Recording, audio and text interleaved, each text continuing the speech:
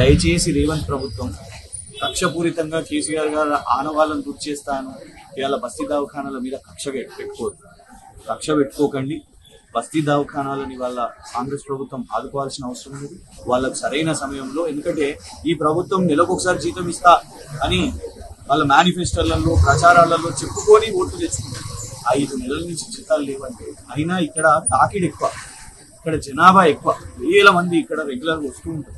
So ఇంత తాకిడిలో కూడా వాళ్ళు ఏనాడు డ్యూటీస్ ఆపకుండా వాళ్ళకి జీతాలు రాకపోయినా కూడా ఇవాళ వాళ్ళు కష్టపడుతున్నారంటే వాళ్ళని ఆదుకోవాల్సిన బాధ్యత రేవంత్ ప్రభుత్వానికి ఉంది. దయచేసి చేతులు జోడించి రేవంత్ గారిని అడుగుతున్నాం, కేసీఆర్ గారిని మీరు రాజకీయంగా ఏం చేయాలో రాజకీయంగా చేయండి, కానీ కేసీఆర్ గారు నిర్మాణం చేసిన విషయంలో వాటిని ఎట్లా డ్యామేజ్ చేయాలి, అవి ఎట్లా నష్టాలలో ఉండాలి అని చేస్తూ పోతుంటే ప్రజలకు ఇబ్బంది అవుతుంది. బస్తీ దవాఖానా మీద కక్ష మానేయండి. బస్తీ దవాఖానాలకు ఇమీడియట్ గా ఏమేమి రిలీజ్ చేయాలో వాళ్ళ జీతాలు కానివ్వండి, ఫ్రెష్ మెడిసిన్స్ కానివ్వండి, ఇవి రిలీజ్ చేయాల్సిందిగా కాంగ్రెస్ ప్రభుత్వాన్ని వేడుకుంటున్నారు.